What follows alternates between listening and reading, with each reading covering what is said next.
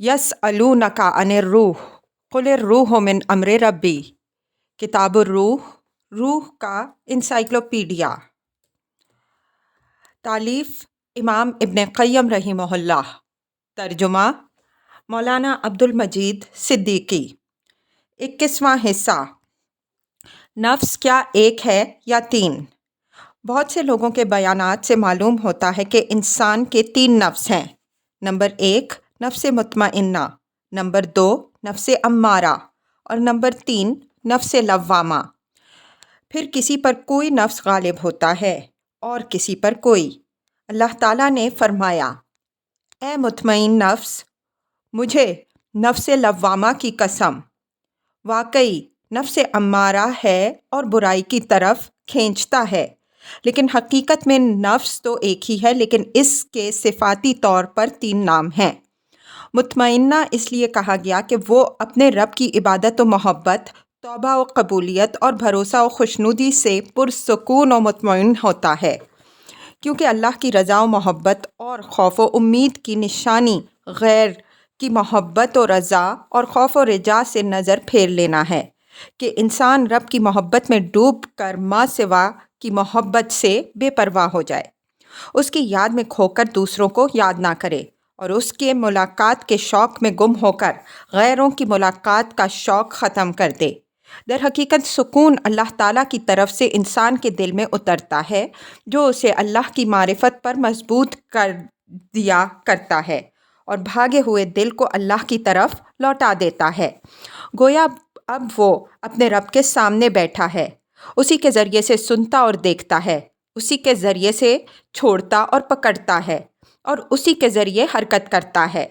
ये इत्मीनान उसके क़ल्ब व नफ्स में, उसके जोड़ों और रगों में और उसकी ज़ाहिरी और पोशीदा क़ुव्वतों में शामिल हो जाता है, जो उसकी रूह को अल्लाह की तरफ खींच लेता है और उसके जोड़ जोड़ को उसकी खिदमत व तक़र्रुब की सआदत पर आमादा कर देता है। हकीकी सुकून का मंबा। हकीकी सुकून अल्लाह ताला से और अल्लाह ताला के ज़िक्र कुरान ही से हासिल होता है। अल्लाह ताला ने फरमाया, ईमान वालों के दिल अल्लाह के ज़िक्र से मुतमईन होते हैं।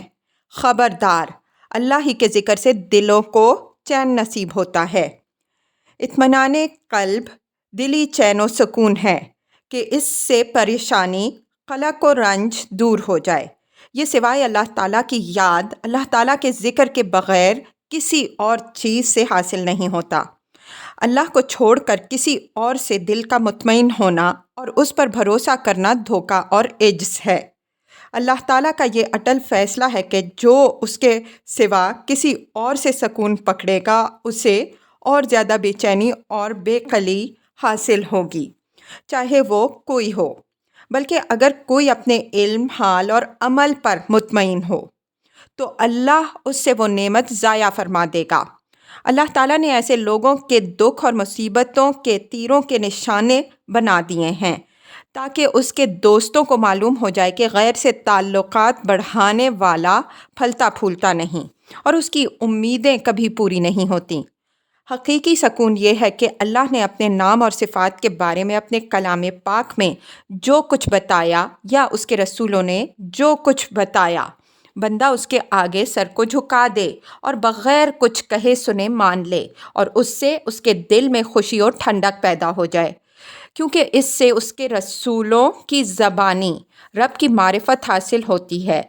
दिलों में बराबर एक हिजान व क़लक़ रहता है जब तक इंसान रब की सिफ़ात व अस्मा पर, उसकी तौहीद पर, इस्तिवाए अर्श पर, उसके कलाम पर ईमान के साथ दिली खुशी और ठंडक महसूस ना करे।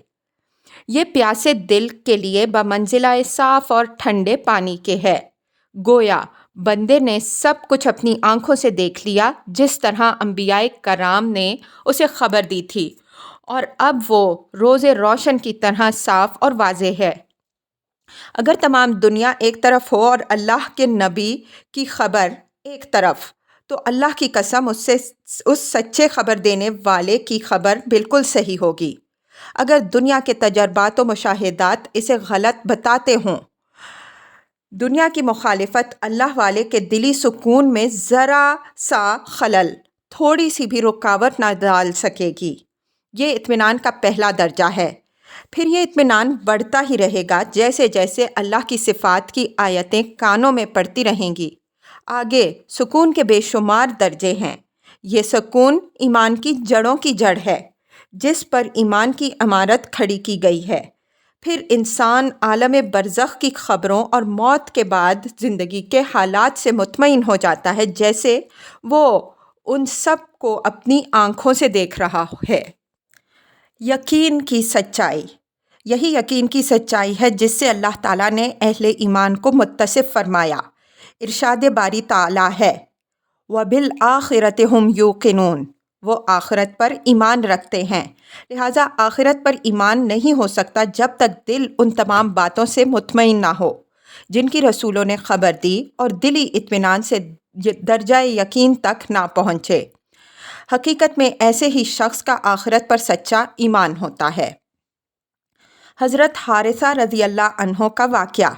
ایک مرتبہ حضرت حارثہ رضی اللہ عنہ نے فرمایا، یا رسول اللہ صلی اللہ علیہ وسلم، میں مومن ہوں۔ پوچھا، ہر سچی بات کی ایک حقیقت ہوتی ہے، تمہارے ایمان کی کیا سچائی ہے؟ فرمایا، میں نے اپنا دل دنیا سے اور دنیا والوں سے ہٹا لیا ہے، گویا میں اپنے رب کے عرش کو بلند دیکھ رہا ہوں اور جنت والوں کو ملتا جلتا ہوں اور دوزخیوں پر عذاب دیکھ رہا ہوں۔ فرمایا، اللہ نے اس بندے کا دل روشن کر دیا۔ اطمینان کی قسمیں۔ اسماء حسنی اور صفات کمالیہ پر اطمینان قلبی کی دو صورتیں ہیں۔ ان پر پکا ایمان و اعتقاد ہو اور ان کے تقاضوں پر جو آثار عبودیت ہیں اطمینان قلب ہو۔ مثال کے طور پر تقدیر کا یقین و اعتقاد ہو اور تقدیر کے تقاضوں پر جن کے ہٹانے کا بندوں کو حکم نہیں اور نہ ہٹانا ان کے بس کی بات ہے۔ انسان راضی ہو جائے، ان کے آگے سر تسلیم خم کر دے، ان پر غصے کا اظہار نہ کرے، نہ لب شکایت کریں اور نہ عقیدے میں حرکت آنے دے، ہاتھ سے نکل جانے والی نعمت پر افسوس نہ کرے اور موجودہ نعمت پر تکبر نہ کرے، کیونکہ مصیبت آنے سے پہلے بلکہ پیدا ہونے سے پہلے مقدر میں تھی۔ ارشاد باری تعالیٰ ہے ما اصاب من مصیبہ الی الآیہ، جو مصیبت دنیا میں آتی ہے اور خاص کر تمہاری جانوں پر، وہ جانیں پیدا کرنے سے پہلے ایک کتاب میں لکھی ہوئی ہے۔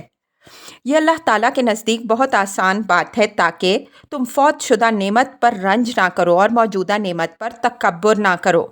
ارشاد باری تعالیٰ ہے ما اصاب من مصیبت الا باذن اللہ الی الآیہ، یعنی جو مصیبت پیش آتی ہے اللہ ہی کے حکم سے آتی ہے، اور جو اللہ تعالیٰ پر ایمان لے آئے گا اللہ تعالیٰ اس کے دل کو ہدایت فرمائے گا۔ ان آیتوں کی تفسیر میں اکثر سلف کا قول ہے کہ ان کے یہ معنی ہے کہ انسان پر کوئی مصیبت آ جائے اور وہ یہ یقین کر لے کہ یہ اللہ تعالیٰ کی طرف سے ہے، اس پر راضی ہو جائے اور اپنا سر جھکا دے۔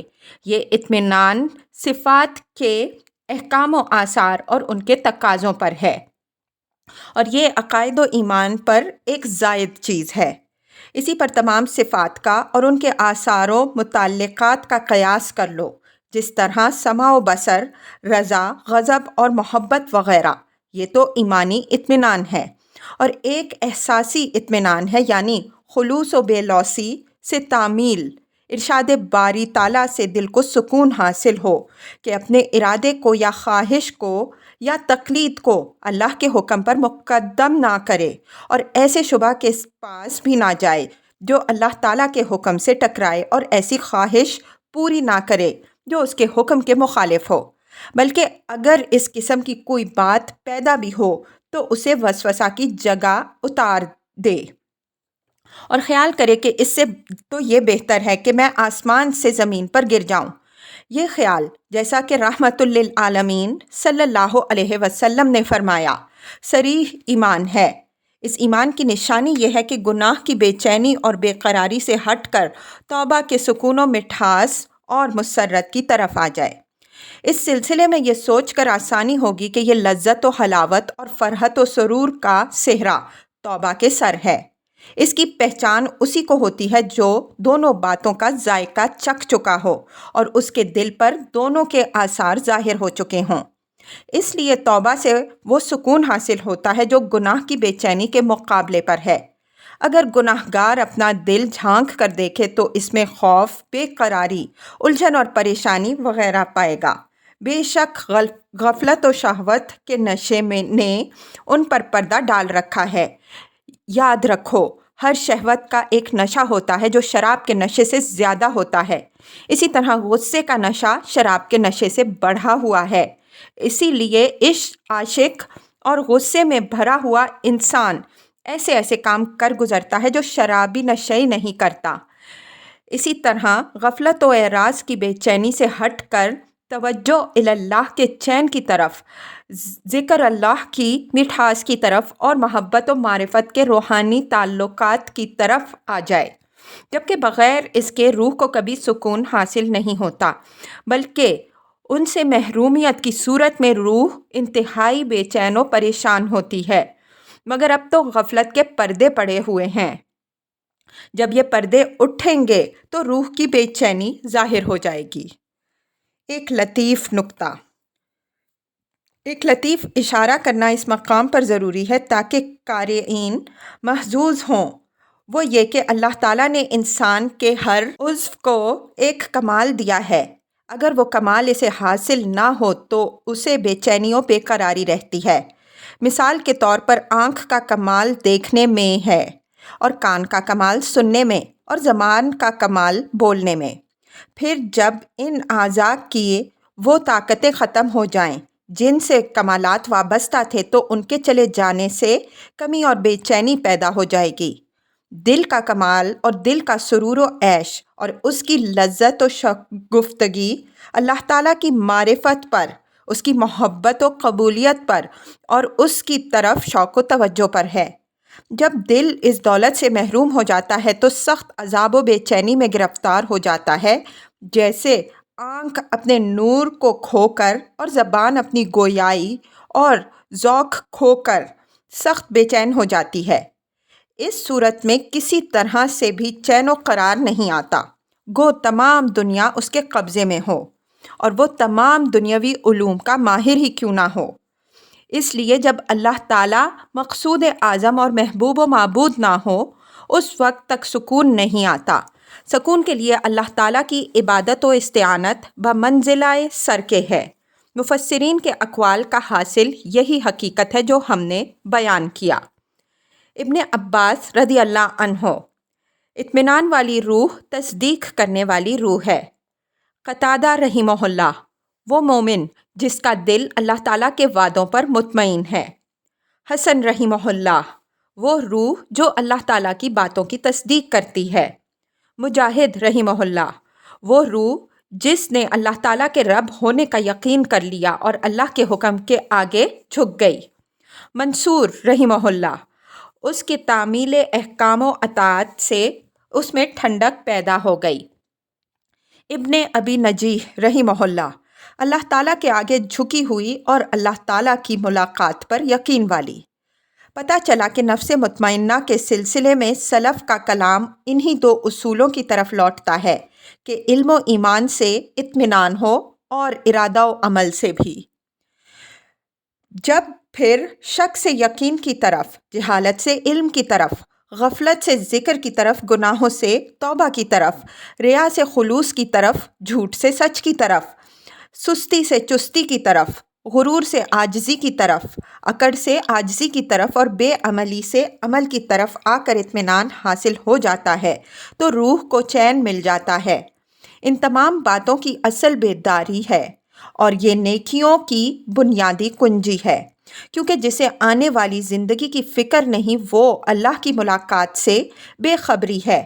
وہ بمنزلہ سونے والے کے ہیں، بلکہ اس سے بھی بدتر، کیونکہ سمجھدار آدمی اللہ کے وعدوں اور ڈراووں سے اور رب کے حکموں اور ممانعتوں کے تقاضوں سے اچھی طرح واقف ہے، لیکن حقیقتوں کے پانے سے اور انہیں عملی جامہ پہنانے سے دل کی اونگ مانع ہے اور ایک نہ ختم ہونے والی غفلت کی نیند میں مبتلا ہے اور خواہشات کی بھول بھلائیوں میں پھنسا ہوا ہے، اور دن بدن غفلت و خواہش بڑھتی جاتی ہے اور اپنی بری عادتیں اور گمراہیوں کی بری صحبتیں اس پر غالب آتی رہتی ہیں، اور وقت ضائع کرنے والوں میں شامل ہی رہتا ہے، تاکہ دوسرے سونے والوں کی طرح اور دوسرے شرابیوں کی طرح خود بھی سویا ہوا اور نشے میں پاتا ہے۔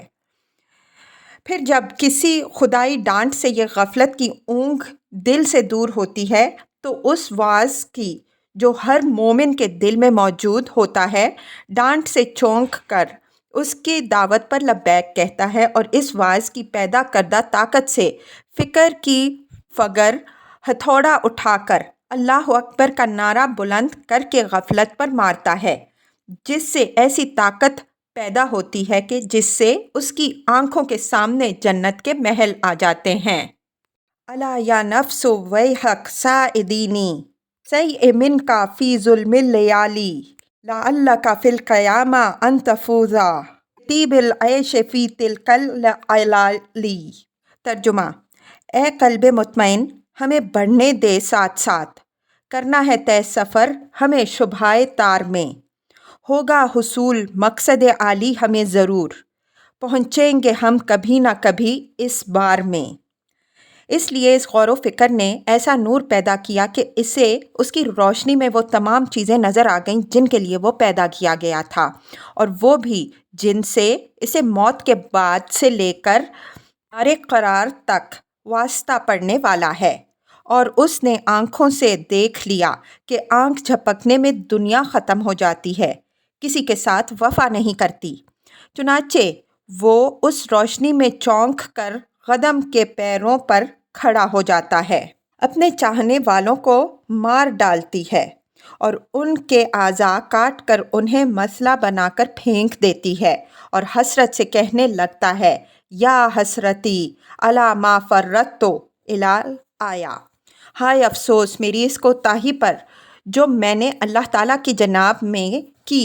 پھر باقی بیش قیمت زندگی میں اپنے نقصان کی تلافی پر پل جاتا ہے کہ آخرت کے جذبے کو جسے مار چکا تھا زندہ کر سکے، اپنی غلطیوں پر 8 آنسو رو کر ان کی تلافی کر سکے، اور زندگی کے باقی وقتوں کو غنیمت سمجھ کر جو کچھ دوڑ دھوپ کی جا سکے کر لے، ورنہ خدا نخواستہ اگر یہ وقت بھی ہاتھ سے نکل گیا تو صرف کف افسوس ملنے کے سوا رہ کیا جائے گا۔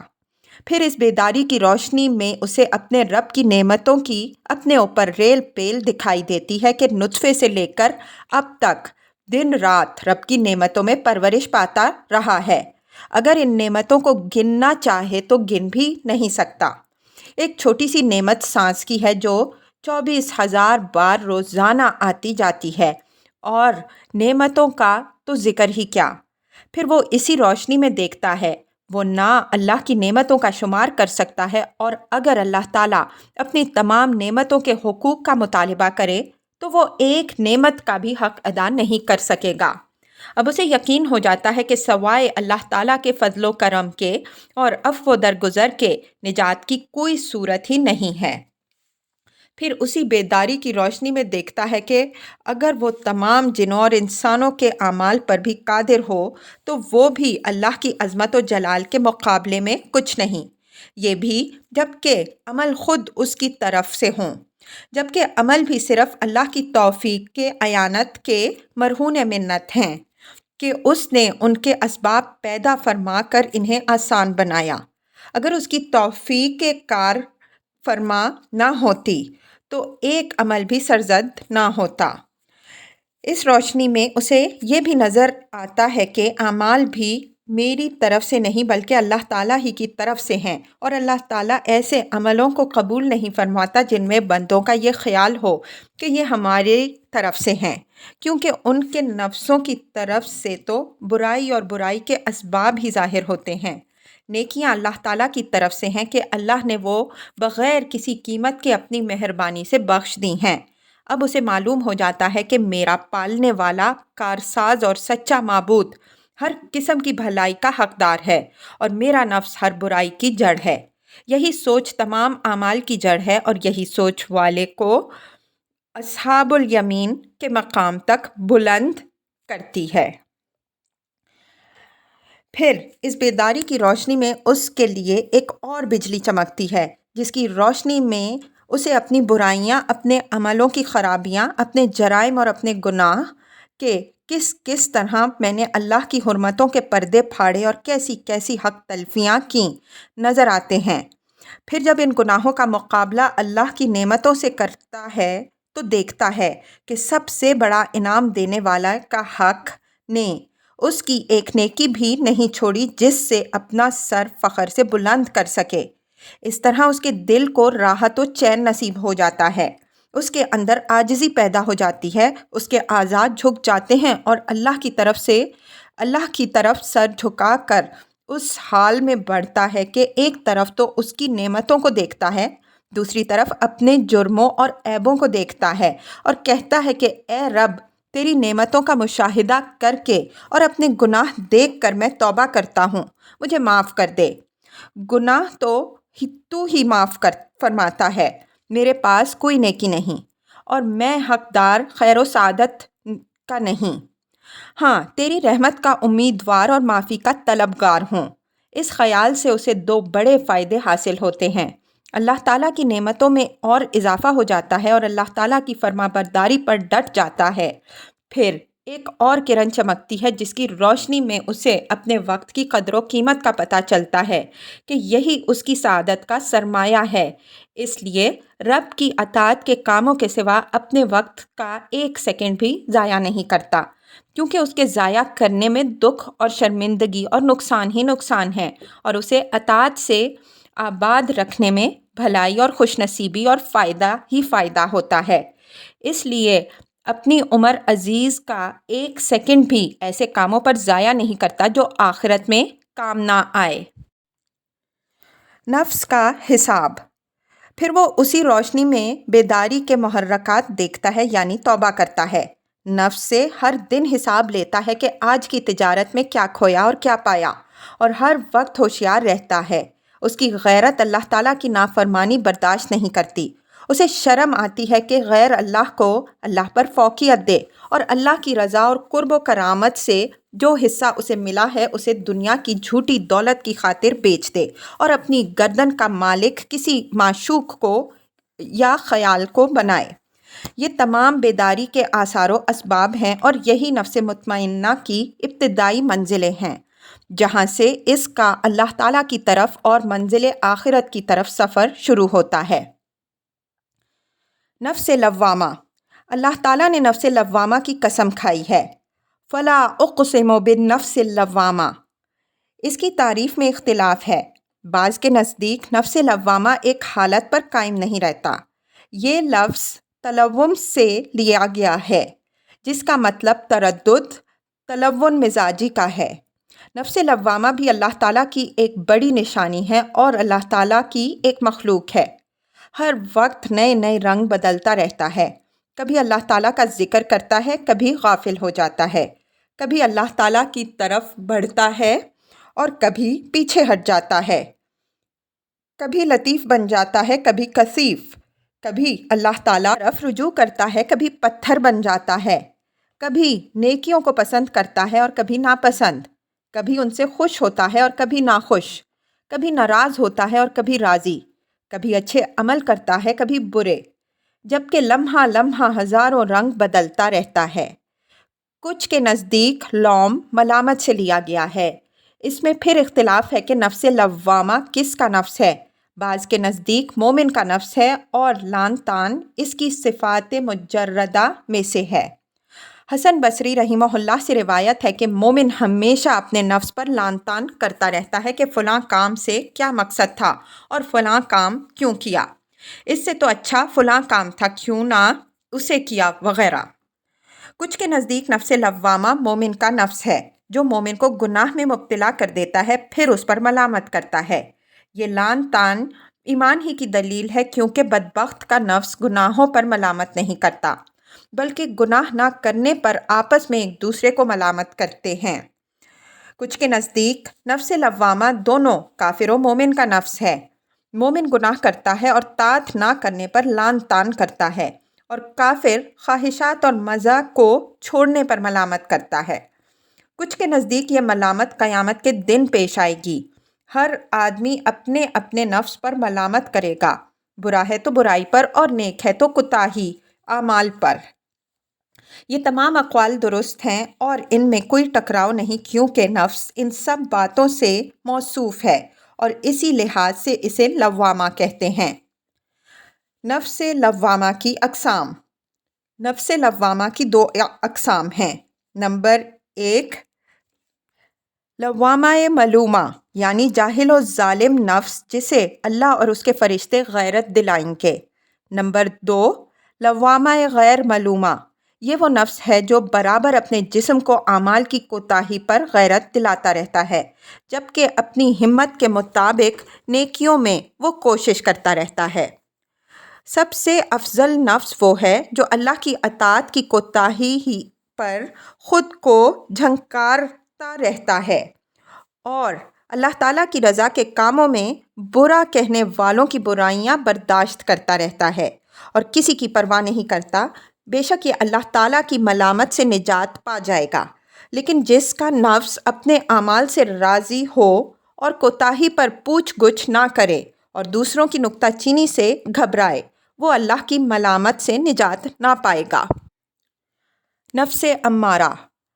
نفس امارہ برا نفس ہے کیونکہ یہ ہر برائی پر ابھارتا رہتا ہے۔ یہ اس کی طبیعت کا تقاضا ہے، لیکن جسے اللہ تعالیٰ توفیق عطا فرما کر ثابت قدم رکھے اور مدد کرے، کیونکہ کوئی اپنے نفس کی برائی سے سوائے اللہ تعالیٰ کی مدد سے بچ نہیں سکتا۔ اللہ تعالیٰ نے عزیز کی عورت کی طرف سے نقل کر کے فرمایا، وَمَا أُبَرِّئُ نَفْسِي إِنَّ النَّفْسَ لَأَمَّارَةٌ بِالسُّوءِ الآیہ۔ میں اپنے نفس کو بری نہیں سمجھتی، واقعی نفس برائی کی طرف بہت ہی ابھارتا ہے، لیکن میرا رب جس پر رحم فرمائے۔ اللہ تعالیٰ کا ارشاد ہے، وَلَوْلَا فَضْلُ اللَّهِ عَلَيْكُمْ الآیہ۔ اگر تم پر اللہ تعالیٰ کا فضل اور اس کی مہربانی نہ ہوتی تو تم میں سے کوئی کبھی پاک نہ ہوتا۔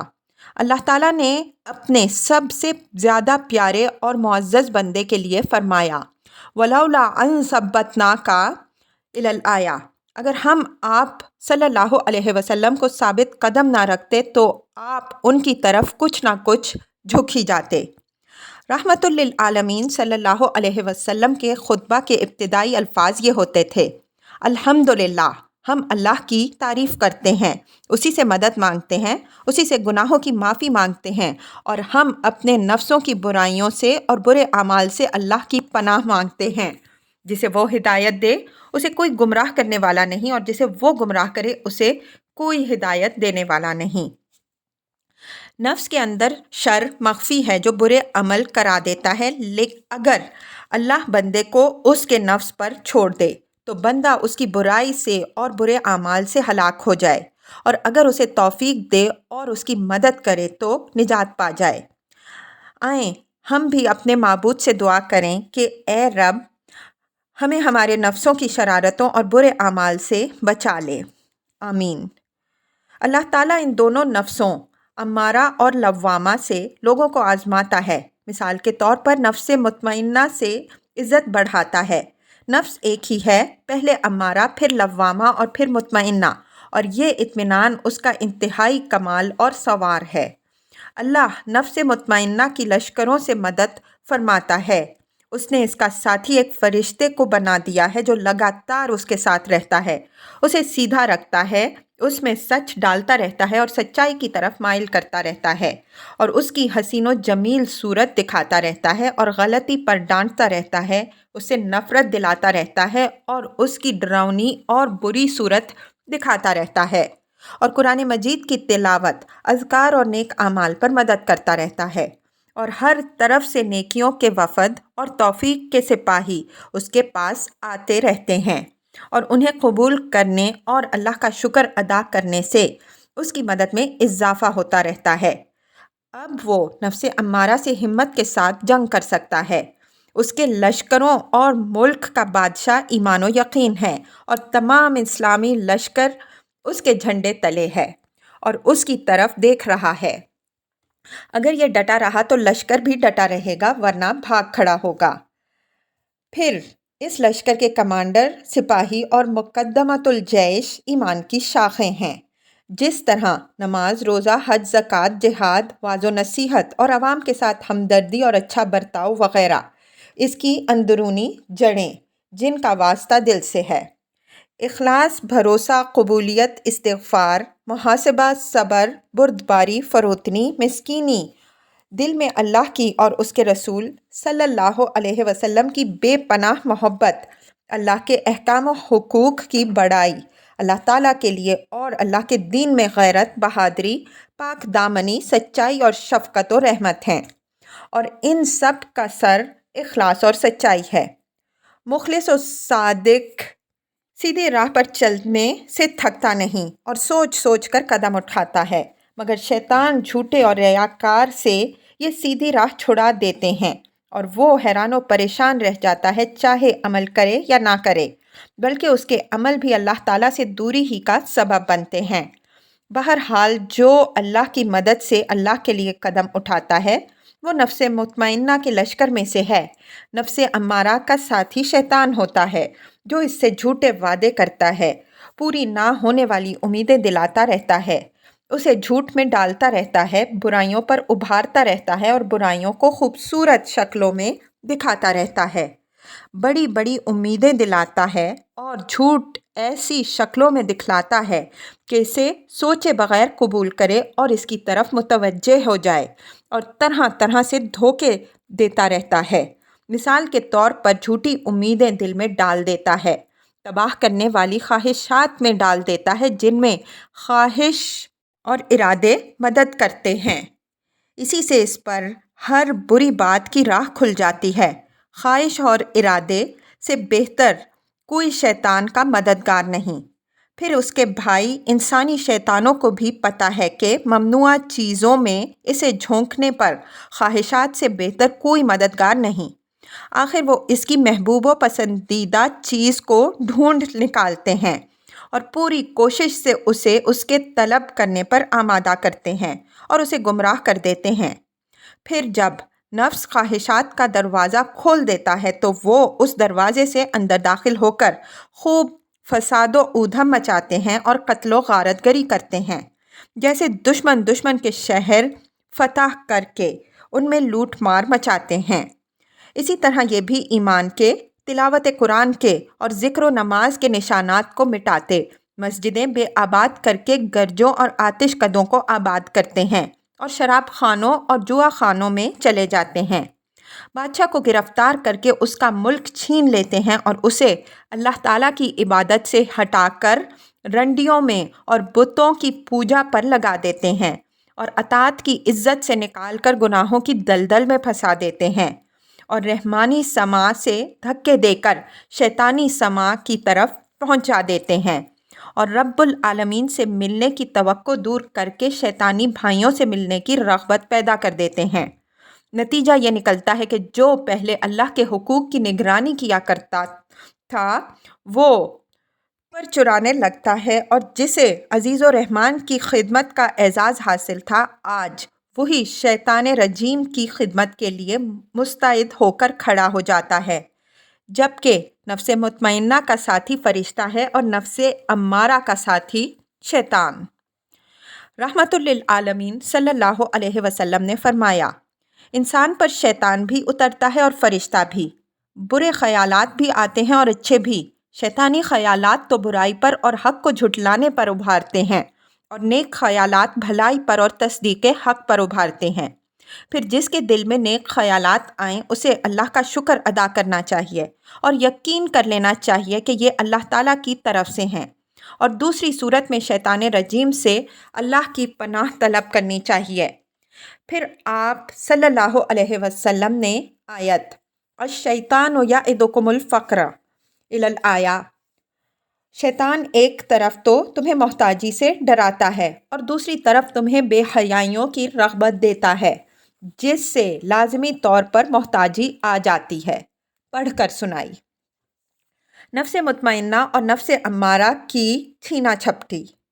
فرشتہ اور ایمانی لشکر تو نفس مطمئنہ سے توحید و احسان، صبر و توکل، توبہ و رجوع، نیکی و تقوی، اللہ تعالیٰ کی طرف رغبت و توجہ، موت اور موت کے بعد کی زندگی کی تیاریوں کو چاہتے ہیں، اور شیطان اور شیطانی لشکر نفس امارہ سے برخلاف کام چاہتے ہیں۔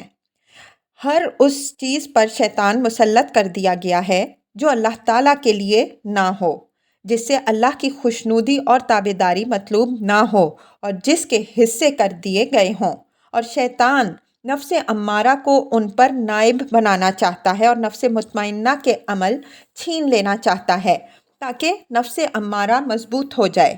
اس لیے نفس مطمئنہ سے عمل چھیننے کا بہت زیادہ خواہش مند رہتا ہے۔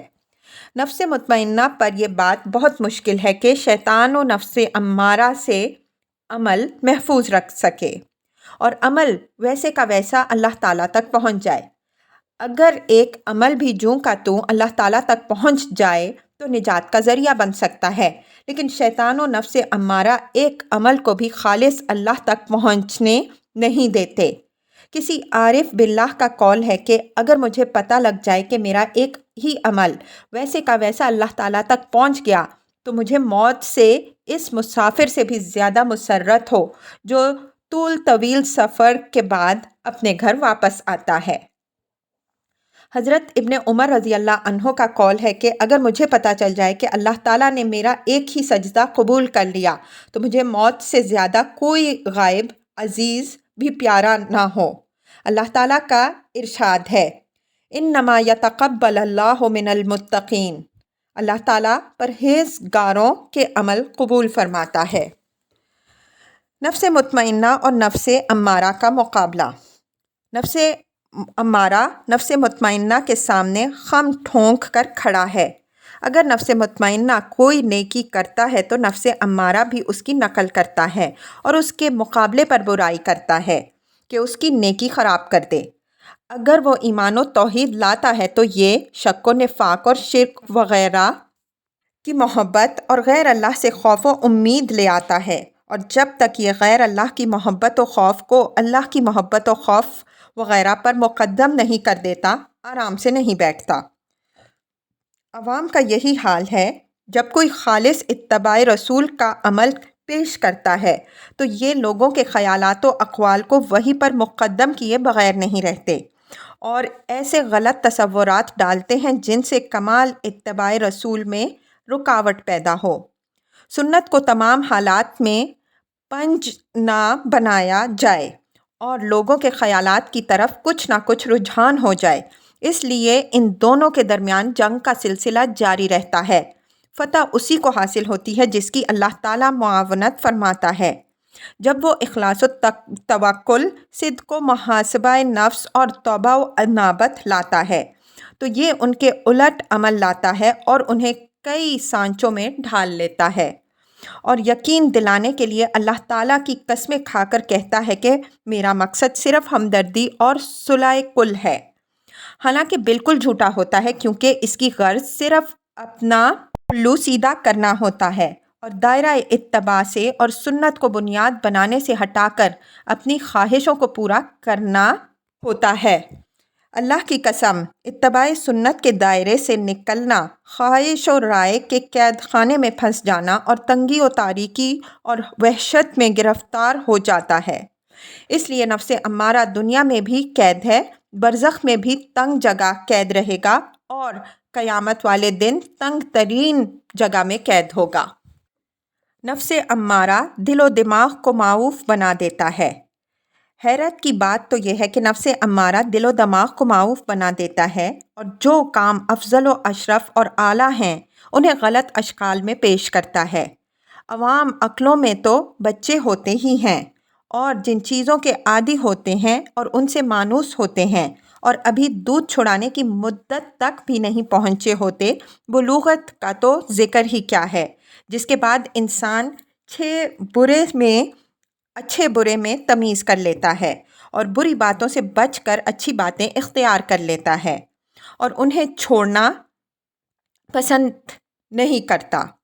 دیکھیں، یہی نفس امارہ خالص توحید کو جو مہر و ماہ سے بھی زیادہ روشن ہے، नाक़िस और मकरूह सूरत में दिखलाता है कि उससे तो अकाबिर के मरातिब में फ़र्क आता है कि इन्हें उनके मकाम से गिराकर सिर्फ़ उबूदियत के मकाम पर खड़ा कर दिया जाता है और ज़िल्लत व फ़ुक़रा और एहतियाज के गड्ढे में फेंक दिया जाता है कि उन्हें ना कोई इख्तियार रहे, ना उनका इरादा किसी चीज़ का कार फरमा रहे और ना वो बग़ैर अल्लाह की इजाज़त के सिफारिश ही कर सकते हैं। ये जादूगर नफ्स इन बातों को अकाबिर की इंतहाई तनकीस बनाकर दिखाता है कि ये उनकी हक तलफ़ी है, उनको इनके मर्तबों से गिरा देना है, इन्हें मिस्कीन व फ़कीर बना देना है और उनकी शान में बहुत बड़ी गुस्ताखी है। गलत बातों में आकर अवाम खालिस तौहीद से बागी होकर चिल्ला उठते हैं। अल्लाह ताला का इरशाद है, आलिहतन इलाहा वाहिदा इलल आया।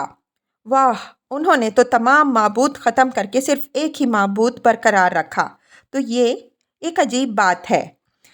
इसी तरह खालिस इत्तबाए सुन्नत रसूल को भोंडे तरीके से पेश करता है कि वाह, तुम तो उलमा क्या दर्जा कम कर रहे हो, आइम्मा के आला अक़वाल को ठुकरा रहे हो और वक्तों की बहुत कीमती दुआएं ठुकरा रहे हो। उन्होंने कुरान और हदीस की रोशनी ही में तो राय कायम की होगी, वो हमसे ज़्यादा इल्म वाले थे, उनकी बेअदबी करते हुए शर्म नहीं आती। ये मूंग और मसूर की दाल अकाबिर के अक़वाल के सामने बढ़कर बातें बनाते हो, उलमा की शान में बदगुमानियाँ करते हो। भला इनसे कोई सही बात भी छुप सकती है? हम किस बुनियाद पर इनका इनकार कर सकते हैं और इन्हें छोड़कर किस तरह दुरुस्त रास्ता पा सकते हैं? इस तरह की चिकनी चपड़ी बातों से अवाम को इत्तिबाए रसूल सल्लल्लाहु अलैहि वसल्लम और कुरान और सुन्नत से सख्त नफ़रत पैदा हो जाती है और वो अपने अपने पेशवाओं की बातों को मुहकम और वाजिबुल इत्तिबा समझ लेते हैं और मासूम रसूल सल्लल्लाहु अलैहि वसल्लम की हदीसों को मुतशाबिह समझकर उनके अक़वाल के मुताबिक बनाने की कोशिश करते हैं। अगर उनके मुताबिक बन जाती हैं तो कबूल कर लेते हैं, वरना रद्द कर देते हैं या दूर की तावील घड़ लेते हैं या ये कह देते हैं कि हमारी समझ से बाहर हैं और नफ्स अम्मारा कसम खा खा कर यकीन दिलाता है कि हमारी गर्ज सिर्फ़ भलाई और सुलह कुल है, जबकि अल्लाह को अच्छी तरह मालूम है कि इनके दिलों में क्या बुराई है।